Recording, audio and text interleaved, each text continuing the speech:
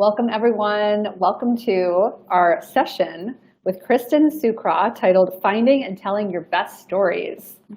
Let me introduce Kristen, who you will hear from momentarily. This is Kristen, and she is a professional storyteller, executive producer at StoryFind Films, licensed mental health practitioner, and national speaker. She has worked with large international nonprofits, small shops, and everything in between to bring their stories to life and help them accomplish their fundraising goals. Kristen began her career as a mental health counselor, but soon found herself immersed in the world of film production for nonprofits. Through her work at StoryFind Films, she has worked with hundreds of individuals to give voice to their stories, all while helping nonprofit organizations raise millions of dollars through storytelling. Kristen's greatest passion is helping people find their voice and sharing their stories with the world. Kristen recently published a book called StoryFind, the handbook for finding and telling your nonprofit's most impactful stories. Here's a visual of this baby. And we might have a few copies to give away at the end of her session. So without further delay, please welcome Kristen with some love in the chat. Thanks, Kristen. Thank you so much, Emily. I am so excited to be here with you all. I am going to share my screen with you so you can see all of the lovely goodness of the slides. And we can just dive right into finding and telling your most impactful stories. So there's that first little slide, and we'll just dive right in. An overview of the day. I hope that you all are having an amazing conference. This is so much fun to be a part of. I'm so excited to share all of this with you. Just little snippets from the first chapter of my book, which is the Finding Your Best Story part.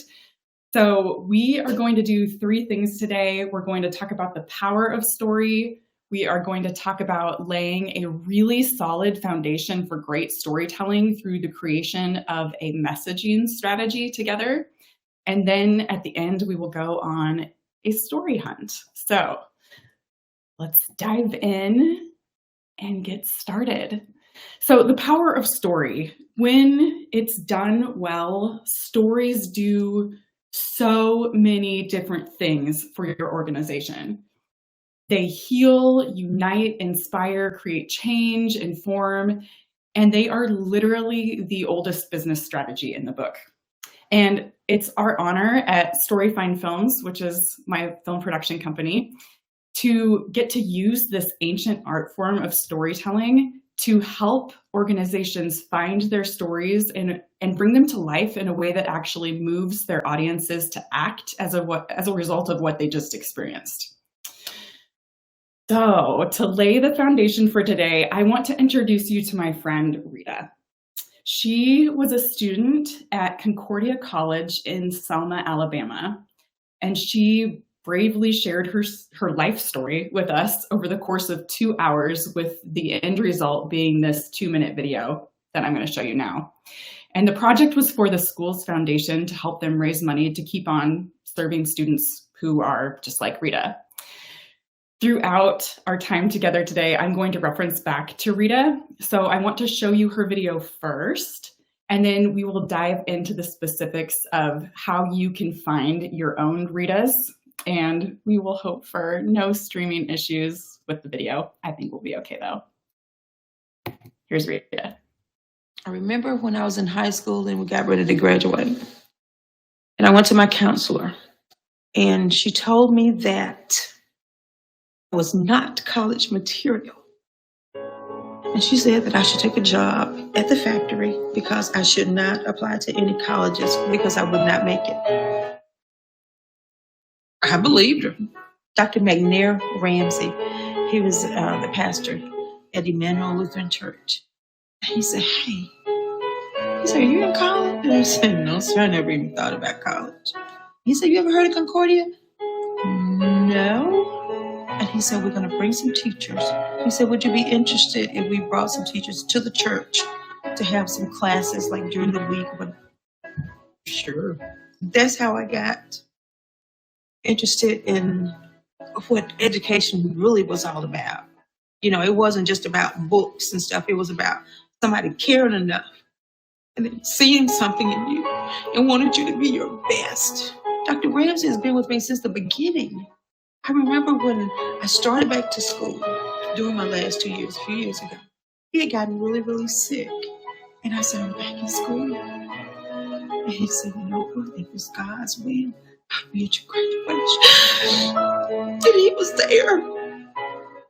He was the first face that I saw when I walked through those doors. I can look at the kids in my classroom and tell them, it does not matter where you started. It does not matter. That does not have to be where you end up. But that's what I've learned from coming to Concordia. Did not believe in myself. Not until I started here. I want to instill that in somebody else's child.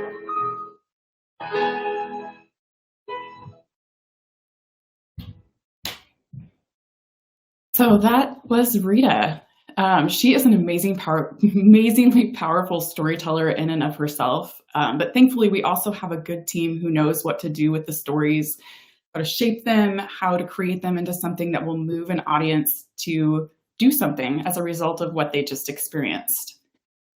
Rita's production value is really, really simple. Our crew was just me and a cameraman, and it doesn't have to be fancy as long as you have the core tenets of a story in place. So that is what we want to talk about today, is having those core tenets in place and how you can systematically find your own Ritas.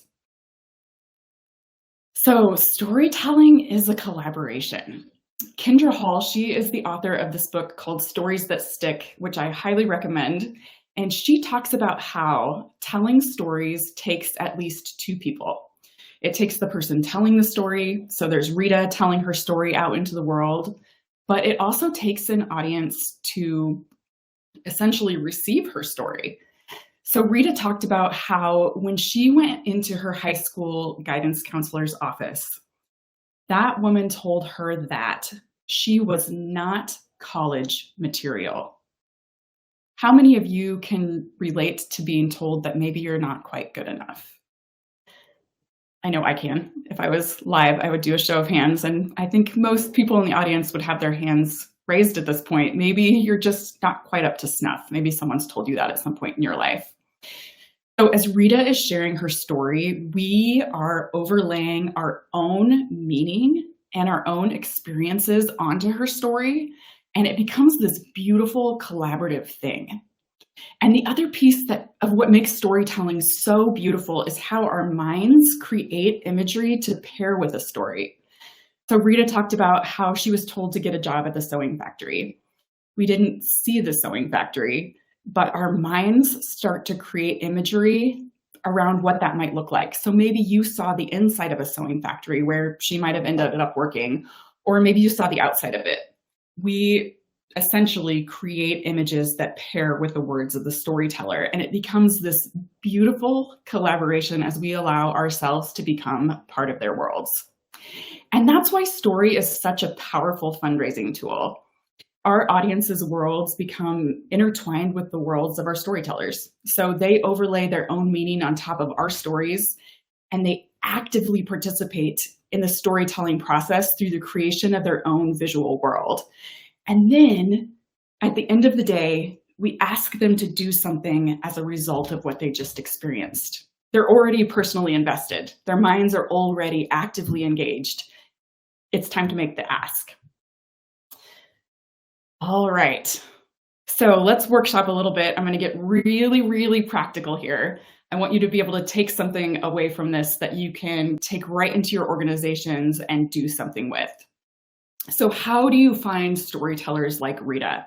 Because there's an art form that goes into finding the right voices for your organization. It is not luck. We did not just show up on campus in Selma, Alabama and find Rita and sit her down and ask her to tell us a great story. There were so many things that came first and so many things that you can do to find your own Ritas. So it all starts with the basics. Every time you're going to share a story out into the world, start with the creation of a messaging strategy first, before you do anything else.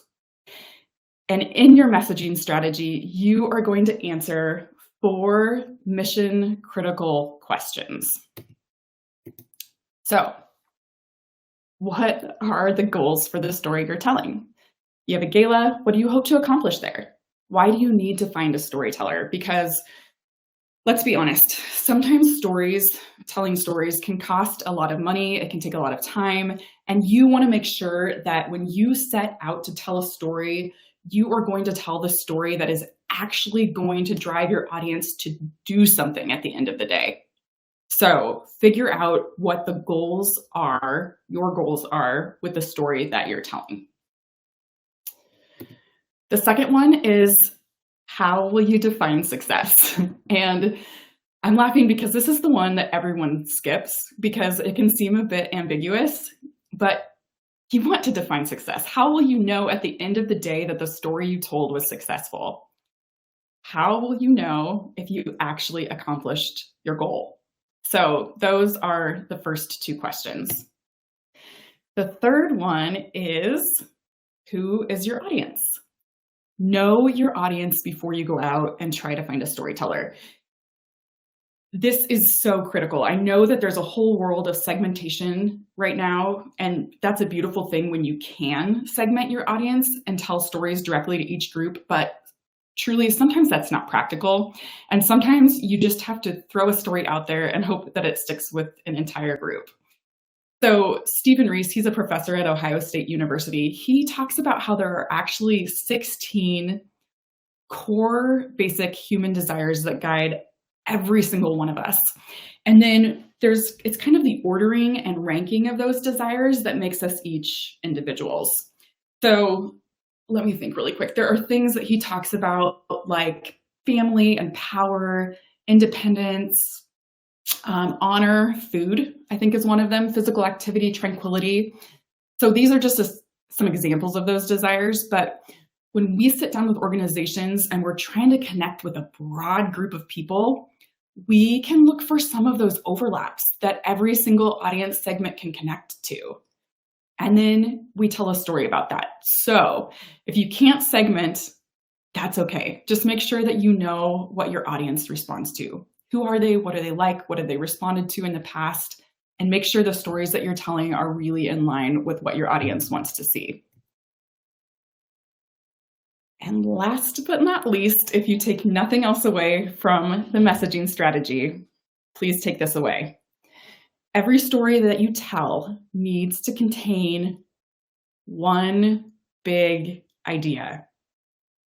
You literally have one shot to make your audience remember one thing about who you are and what you do. We work with a lot of organizations who have multiple departments. And sometimes, as I'm sure you all can relate to, they set out to do a video campaign or just a storytelling campaign. Maybe you've signed off on a storytelling initiative and you have people who start approaching you saying, "Oh, I heard you're doing this campaign. Can you just mention this? Oh, can you just mention our Thanksgiving food drive or our summer camp program? Or can you make sure you give nod to this or that?" And before you know it, you will end up making what I like to call a pot of stew. It is nothingness at the end of the day. It is so cluttered by so many different voices that your audience will be confused and they will disregard it all. When your mind gets confused, you try to escape it, you set those things aside, your audience will do that too. It's overwhelming. So, little story where we were being tempted to make a pot of stew. One time we were working for a university in the heart of New York City, and we had this wonderful marketing director who we were working with. And we filled out the master plan together, our messaging strategy. We had our one big idea in place. We showed up, filmed some lovely interviews with alumni and some current students. And then she decided to take a job at another school. So we were left with our new point people, not point person, a team of 9 department heads who all decided that they wanted to have a voice in the post-production process and give their input. And can you relate to this? I kid you not, we had 92 comments on our first edit. Most of them completely contradicted each other, and everyone was fighting to have the pieces that would serve their initiatives in the final product. So it was a comments pot of stew. It was bad.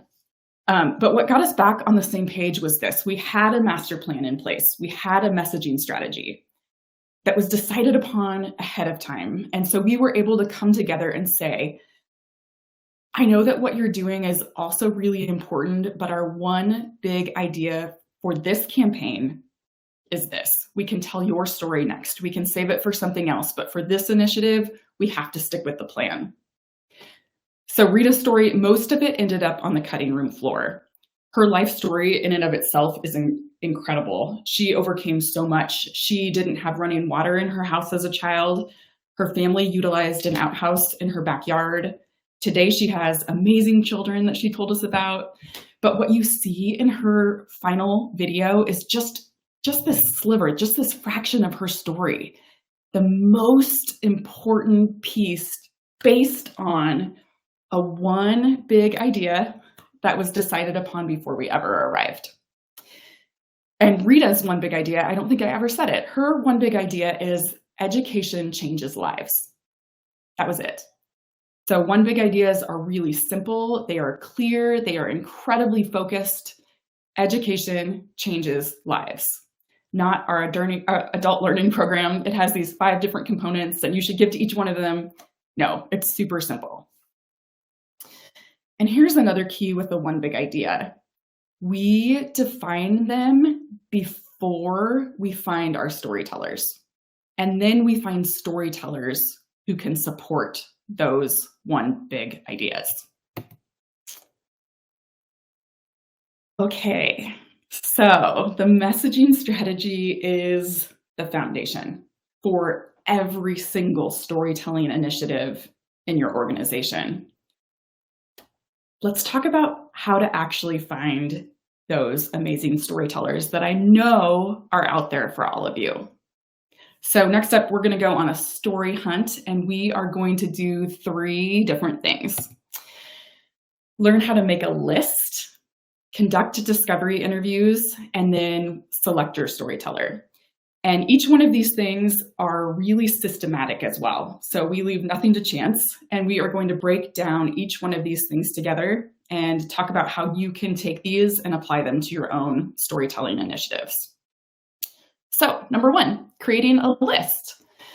It all starts with building what I like to call a culture of storytelling within your organization. So one of our clients does this incredibly well, probably better than anyone I've seen. We work with an organization called Conquer Cancer, and they are the fundraising arm for the American Society of Clinical Oncologists.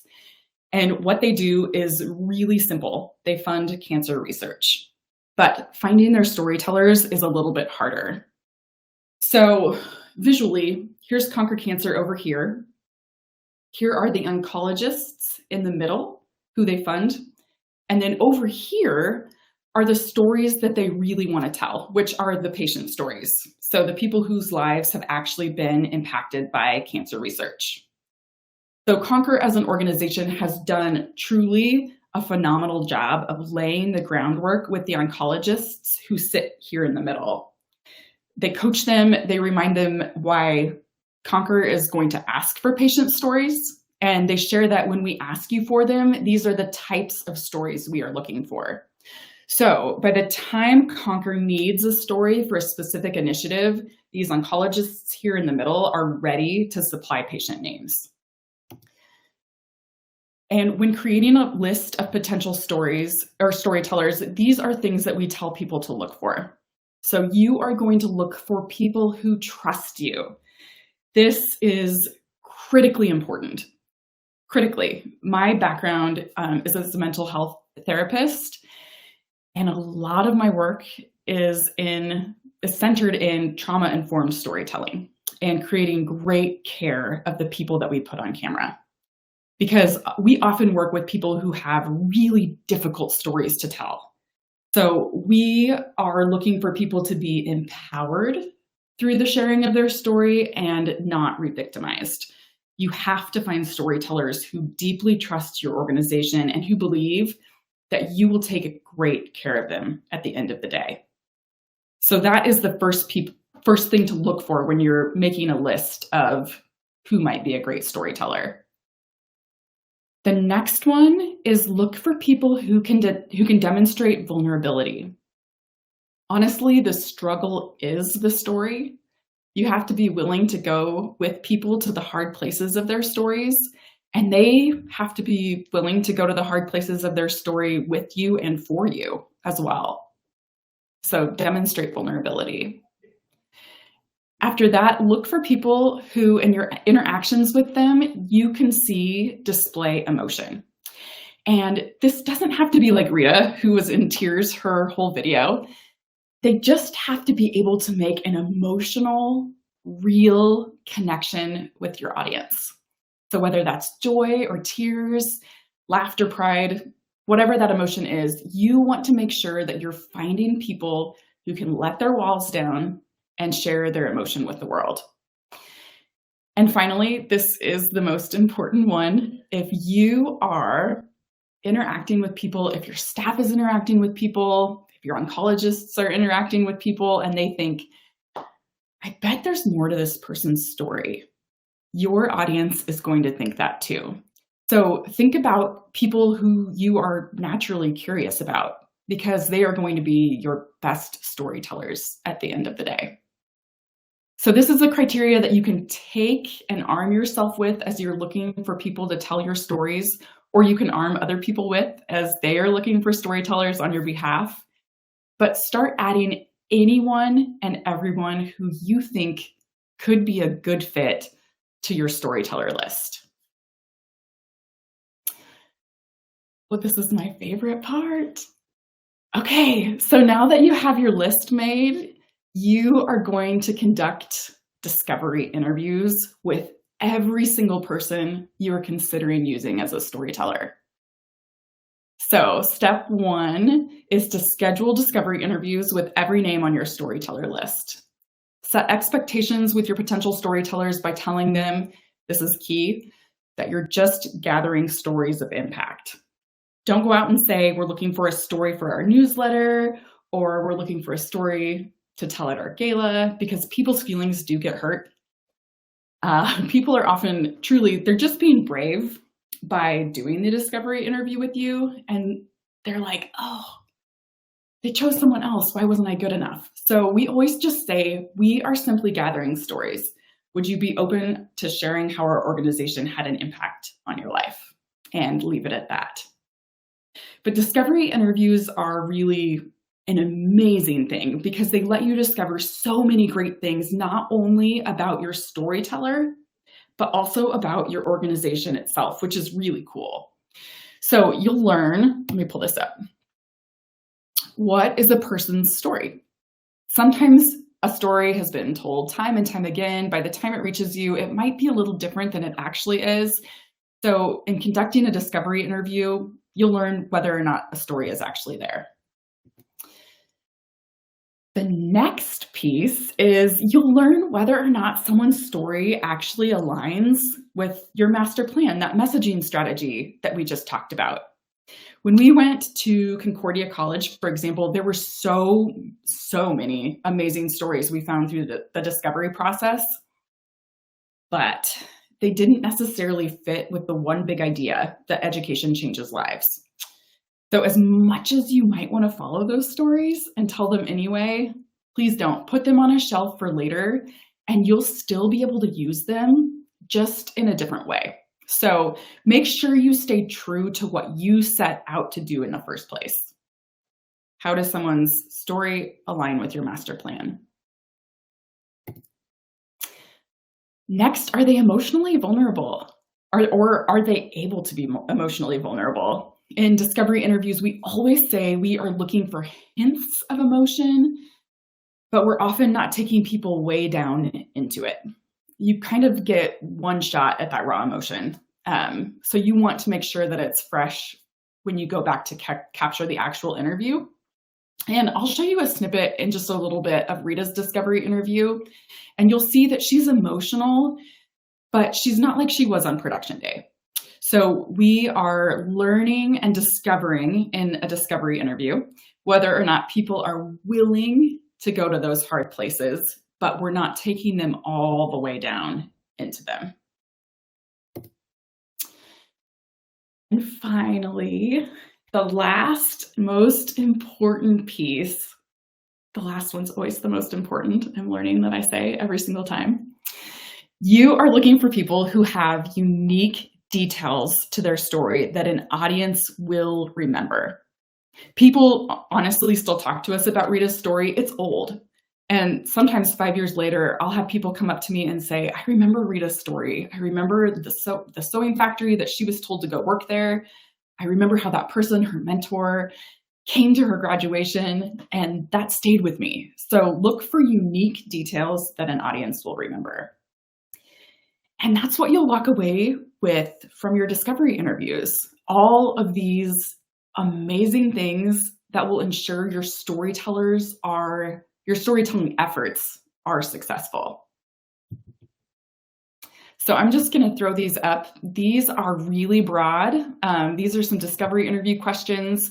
They are really different from questions you would use, in an actual interview because the goal is different.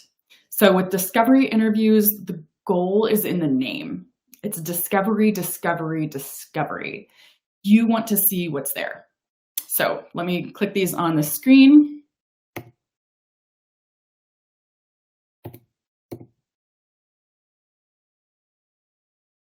Take a minute to read through them. Tell me your story. You can ask this in its broadest sense. You don't have to dive into all of the details. If people aren't getting emotional, you can ask them explicitly, how did your story impact you emotionally? And see if they'll be willing to go there then. What is something you want people to know about your story? This question is really key for getting those unique details because it gives them a chance to articulate in their own words what is most important to them. So you'll often discover things you wouldn't have known to ask about. Did we help? Don't forget to ask that. You want to know what it would have been like for them, or would have been like for them if you hadn't been there, essentially. And then what does your journey mean to you?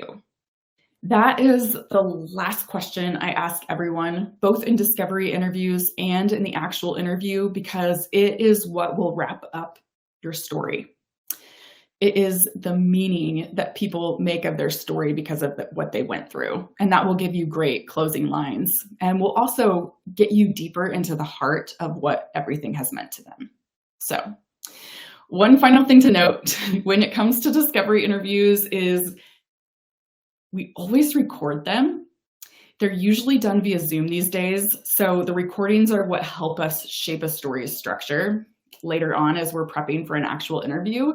And they help us know also, which is really cool, they help us know what emotions to touch on later. So often you can watch back through discovery interviews and you can see places that maybe you didn't even catch in the moment where a person was, through their nonverbal body language, signaling that they were emotional in some way. So you can kind of target those places and come back to them on interview day, essentially. So you've tying this all together, you've created your list. You have a list of names of people who you might think might be great storytellers. And you've gone out into the world and you've conducted discovery interviews with them. Last but not least, how do you choose? And I know some of you are probably thinking, I don't think I'm going to have that problem. Maybe I'll get one person who might be okay. But honestly, I think as you start to build that culture of storytelling within your organization, you are going to have amazing stories to tell. I'm sure that for most of you, the stories you've heard from within your organization are why you do what you do in the first place. And it's probably time to start sharing those with the world. So I hope, honestly, a year from now, I hear from some of you and you're able to say that choosing my storyteller is my biggest problem, because we have too many to count, essentially. So let's talk about how to do that. Picking your storyteller. So You've come back from your discovery interviews. How in the world do you pick the person who is going to be the best?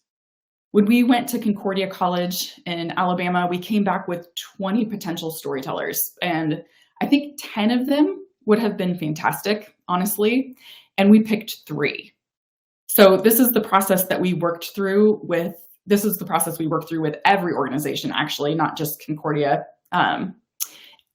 And I'm getting sidetracked a little in my mind because I just remembered that when we went down there to collect our stories for our discovery interviews, we did these actually in person. This was a little bit before Zoom was popular. So we went down in person to do our discovery interviews. And the school's communications and marketing director, she was really a lone ranger. Story finding was all up to her. She did not have support. So if you're thinking that too, like, it's just me, how am I supposed to do this? This was this woman, her name was Christine. And she had to go out there into the world, into campus on her own. And she made it her mission probably for a year before we ever showed up to meet students, to go to the cafeteria, sit with them for lunch and say, who are you? What's your story? Tell me about yourself. What do you like? She would meet people in the halls.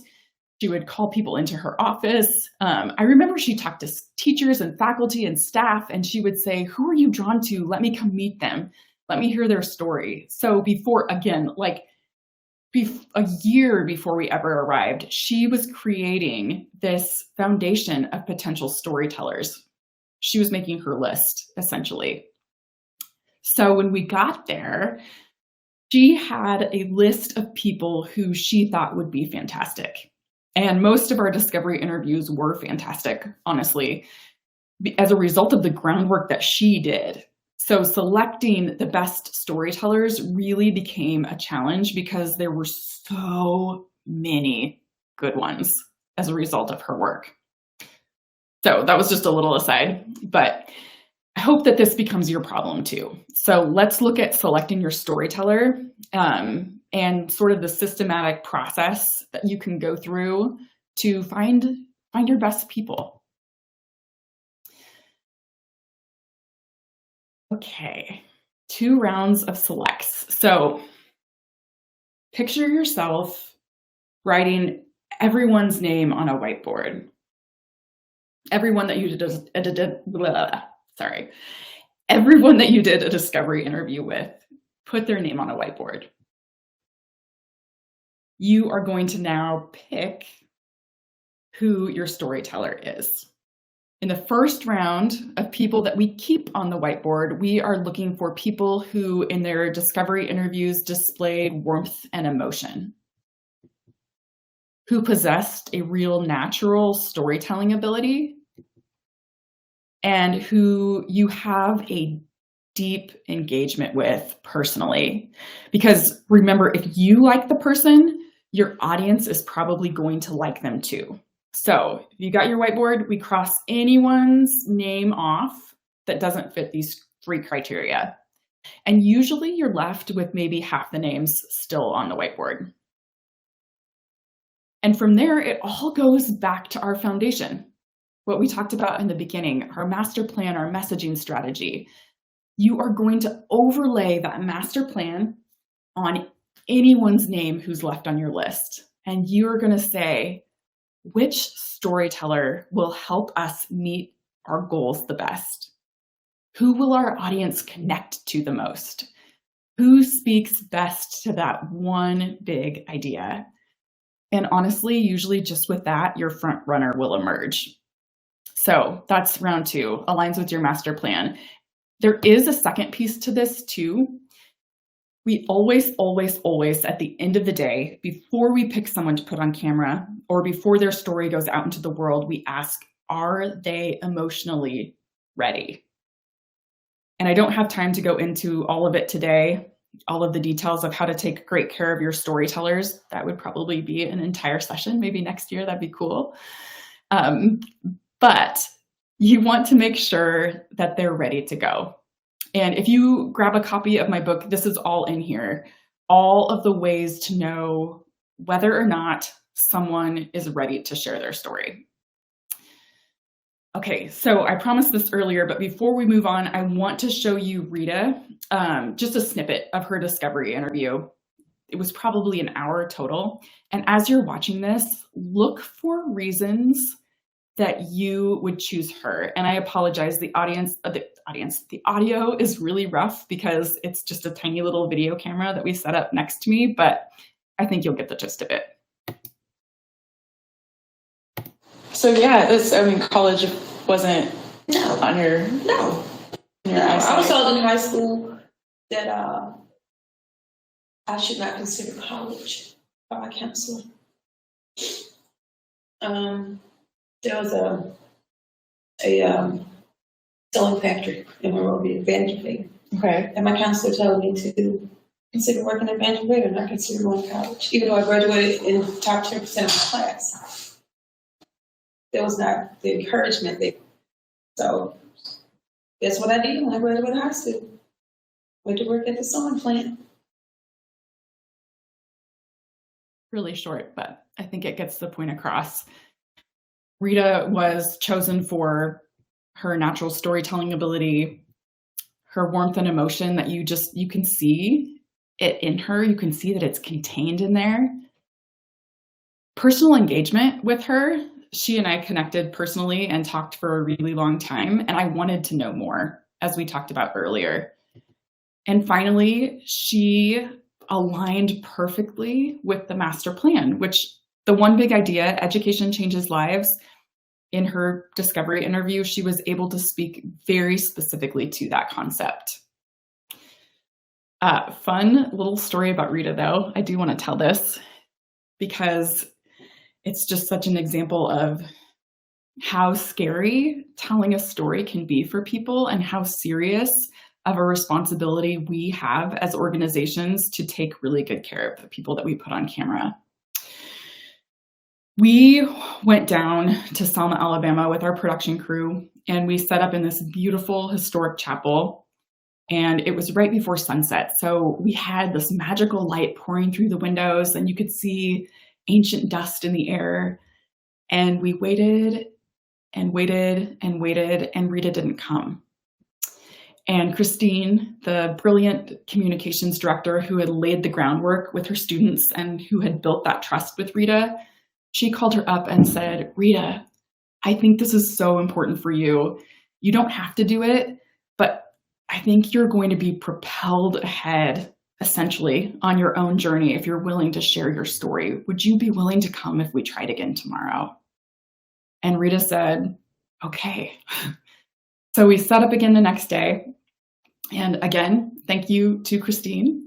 She drove to the school where Rita taught, and she actually waited outside of the building, drove home. Well, she followed in her own car. She followed Rita to her house and parked her car behind Rita's in the driveway. And this is terrible. And I would never do this, but I'm so glad that she did because they had that trust. And Rita went inside to change her clothes, and she came back out and she was escorted to set by, once again, the resourceful communications director. And we sat together for about 15 minutes before we dove into the actual interview. And we made sure she was really ready to tell her story at that point because she was basically kidnapped and brought to set. And she said she was, and she would give it a try. So we reassured her that she would be able to speak into it, which is really important at the end of the day with whether or not her story actually went out into the world. But she did want to give it a shot, and we were so proud of her. And I'm including this clip, not for myself, but because I want you guys to see this. Your storytellers want to share their stories. Sometimes people think, this is the biggest thing I hear regularly. Sometimes people think no one is going to want to share their stories. No, they want to. And sometimes by not asking people to share their stories, they feel like there's something to be ashamed of. So in asking, you give people a tremendous gift to process often what has been the hardest times of their life and to find some meaning in it and to give back through it. Who doesn't want to give back after they've been through something hard? So storytellers or stories and telling okay, get my head around what I really want to say here. When a storyteller tells their story into the world, it transforms their lives too. So you just heard the story of Rita being kidnapped and brought to set, but this is what happened at the end of what was a 2-hour interview. Thank you. You don't know what you've done. You don't know what you've done for me. You just don't know. Well, thank you for sharing. Yeah, you white people out there, you know what to do, Joe. Gosh, I just pull stuff out of people.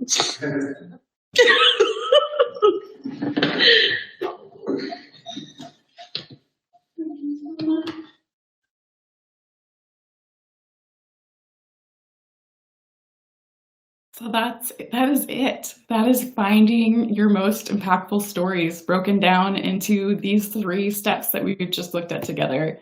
The power of story and understanding its purpose, creating a master plan, a messaging strategy to guide you the entire way, and finally going on a story hunt where you create a list, conduct discovery interviews, and methodically select your storyteller. So all of this and so much more, I know this was up earlier, but can be found in my new book, Story Find, the handbook for finding and telling your nonprofit's most impactful stories. It's available on Amazon and barnesandnoble.com. And it is literally a step-by-step process that will lead you directly to storytelling success. So the first part of every chapter is a fable. So it's the story of Sarah, who is just like you and her nonprofit, Kids Can. And you'll watch as she overcomes challenges to successfully find and tell an amazing story using this process. And then the second half of each chapter is really just the practical application that focuses on the how-tos of all that we talked about today and so much more. It really goes into a trauma-informed approach to storytelling. So if you would like to download the master plan document, we have a fillable PDF that we use here at Storyfind Films. Please snap a picture of this QR code and it will hit your inbox. If it doesn't work, drop your email in the chat. We're happy to get that for you as well. And I'll let that sit for just a minute so people can grab it if they want to.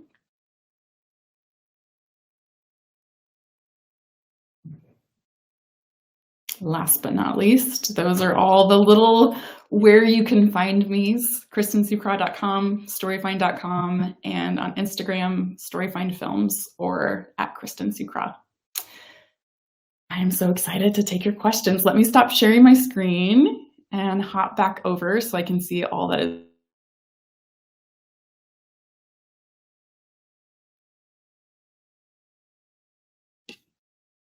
Thank you, Kristen. Getting my camera on. Wow. What an incredible session. I'm making notes, reading people's comments, learning from you. Thank you for your gifts and sharing them with us today. Before I even read some of these questions that people have submitted, I hear that you seem to be a fan of less is more. Love your metaphor, the pot of stew. While that can be good for food, it's certainly not, a good end video product. I love your clarity of finding that one big idea before you find your Rita. It really gives you that North Star while you get going. So the very, very clear lessons you've given us. So thank you. So let me ask some of the questions from the attendees here. Okay. Do you ever start your search with surveys? That's our main way to find them at my org. If so, any tips for maximizing that effort? And if not, why and what do you do instead? She shares, this is Diane, she also says, for us it's tough because we serve students through their teachers and don't have access to the students who are our goal to help. Yeah, just like Conquer Cancer. That's just tricky when you feel like there's a middleman, or minors is a huge thing. Yes, we do use surveys. Can you remind me of what the first part of the question was? Sure. Do you ever start your search with surveys? That's our main way to find them at my org. If so, any tips for maximizing that effort? I think I would love to just talk to you one-on-one, honestly, because there are probably, whoever asked this question, there are probably different ways that would be important to you that are different for other organizations. Surveys are really, really tough because you are often just getting that written data, that there's not that human interaction, that interpersonal connection when it comes to finding a story that you can dig into. So I would say if you're using surveys, look for people who jump out with that that natural curiosity piece of like, I want to know more about that, set that aside. But yeah, this is like a really good one-on-one. I would love to help you out with this. Well, I'm sure Diane will track you down. Thank you. Please. Thanks, and I would love to introduce you to one of our producers who they work through this stuff on a daily basis. So yeah. Amazing. Okay. So I'm reading this next one. So we work with victims of child sex trafficking and children who have suffered abuse and neglect. Anonymity and protecting their identity is paramount. How can we get around that? Yep. We have worked with organizations who have done that as well. With some of them, we tell the stories of people who have graduated out of the programs, for lack of a better way of saying that, who are old enough to share their stories and who want to. There are a lot of people out there who want to. We use actors to portray real stories. We told the story of a woman named Molly a couple of years ago, and we did a pre-interview with her. A script was developed out of her pre-interview, and then we had an actress retell the story. And of course, you have to put that disclaimer on there, but it was still incredibly, incredibly powerful because it was based on a real story. We also use adults to tell children's stories. If we had time, I'd show you another video. It's one for an organization called City Impact, and we paired up an adult and a child. So it was Tim and Javier, and Tim was essentially the voice for Javier. So you don't have to necessarily see the kid, but you can have the adult tell the story on their behalf, and then the child can sprinkle in some nuggets as well. So those are some ways that we've gotten around that. It's tricky. But we have found that oftentimes, if it's children who have gone through hard things and have graduated, maybe they've turned 18 or 19 in the state of Nebraska, which is where I am, they often want to come back and share their stories when they're older as well. And in Story Finds the book, that's one of the things that I talk about. The organization's called Kids Can. She's looking for a story. She can't use current students, and she's working to overcome that challenge. So I go more into Yeah, thanks, Kristen. That's a very tangible workaround. Okay, so here's another question. This is from Gwen. What if you support a historic site and there are not heartstrings for any story, fewer emotions to tap into? Oh, there so are, though.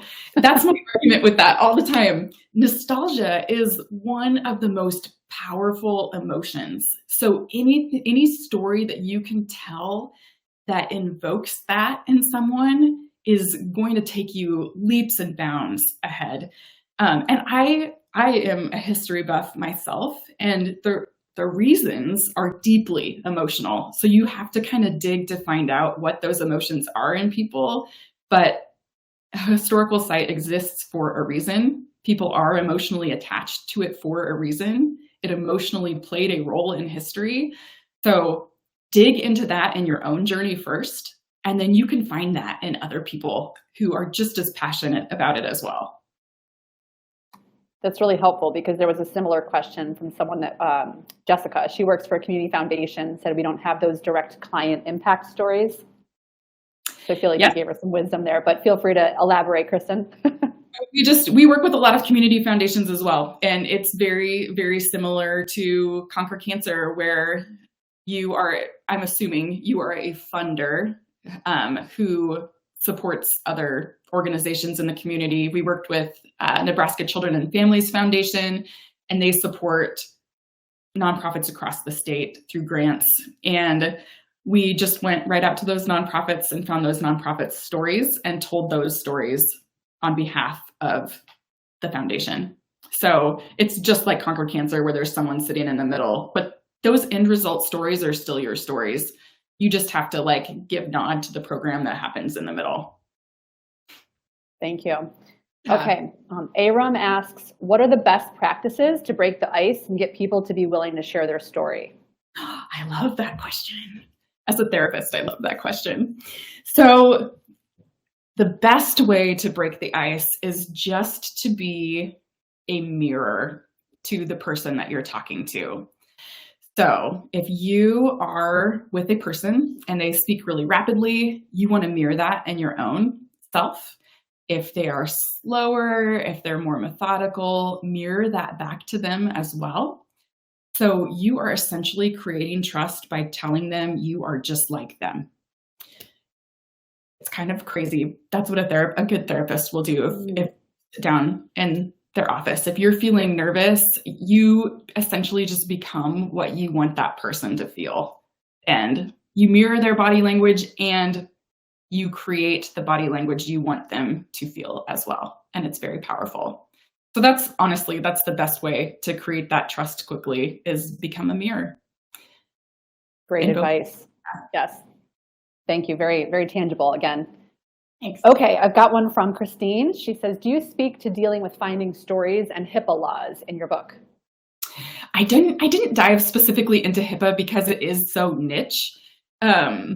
But we do work with a lot of medical organizations who run into this as well. Again, Conquer Cancer just seems to be the perfect example today. But we work with like a community hospital that's close by here, other places like, well, yeah, it doesn't matter where they are, but I don't speak to it. I can tell a personal story. My husband and I adopted a little baby girl in like 5 years ago now. She was 5 yesterday, and she was born in Plano, Texas.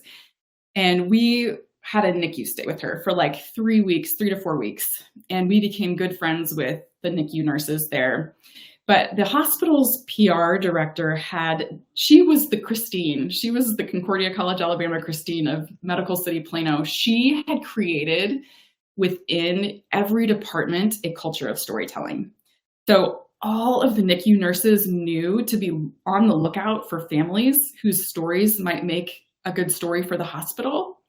And they approached us, the nurses first, who we had the relationship with. They approached us and said, hey, would you be willing to share your story of adoption and your stay here at the hospital with the world? And we said yes first, because if the PR director had come to us, we probably wouldn't have said yes. It would have felt exploitive, but we trusted the nurses. We had been there for a couple of weeks. We knew that they loved us and that they thought this would be a good thing to share our story into the world. And so when the PR director and that team came in, there was no problem with HIPAA. We were ready and willing to sign away all of that confidentiality rights to help them succeed as a hospital, because they took such great care of us. We wanted to promote that within the community and let people know that if they needed great care, they could come to Medical City Plano. So yeah, you have to be approached by the person you trust though. And I think that's really, really key. Well, and by the way, there was a lot of chatter in the chat about, the importance of maintaining dignity and respect and not wanting to undermine someone by asking them to share their story. The right person needs to ask it, as you were asked with the hospital. But I'm glad that you gave everyone that permission, that you're giving a gift to that person to be able to share their story, because I think, to me, that takes a lot of the fear out of it. Of course, you want to maintain dignity and respect, but just like I said, removing that barrier to be able to approach and empower someone by asking them to tell their story is really great. It's huge. Yeah. And I would say, as the person being asked to share our story, I felt so honored by it. We were in the midst of one of the hardest things I think we've ever gone through, but that people thought our story could make a difference meant so much to me. And it does to other people being asked as well. Of course. And by the way, happy birthday to your girl. That's a wonderful story. Okay, we have a couple more minutes. There's one more question in Q&A that I definitely want to get here for Debbie. Is there a difference between an individual donor audience and a corporate audience? Yes and no. I think storytelling at its core is just worldwide. So what might change is just tweaking your messaging strategy a little bit, making sure that know your audience question is really defined based on who that audience is. If it's individual donors, it's a corporate audience. Who are they? What are they like? What do they respond to? Just make sure that's really clear up front. You might at the end of the day pick the same storyteller, but maybe you'll change the pieces of the story that you're telling. So, Okay. yeah. Okay, I know I said one more, but really there's one more. Okay, Kristen, what do you recommend to an organization or cause who has important impact and stories to share, but doesn't yet have the funds to produce a professional video? Oh gosh, yes, you can still share your stories with the world all day, every day with your own personal cell phone device. I would say the most important thing in storytelling is not the production value. It is in how you shape and tell a story. So I don't care whether it's with a cell phone, whether it's in a newsletter that goes out, know the core tenets of what makes a good story: challenge, struggle, resolution.